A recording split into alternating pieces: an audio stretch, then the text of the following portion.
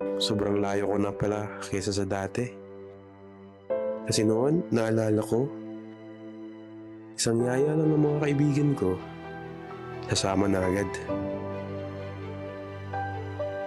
Pero ngayon, mas pipiliin ko na lang tumambay sa bahay. Kasama yung asawa ko.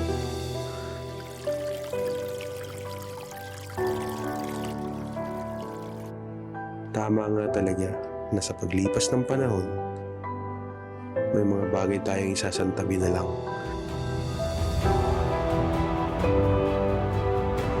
At mas uunahin na lang natin ang mga prioridad sa buhay.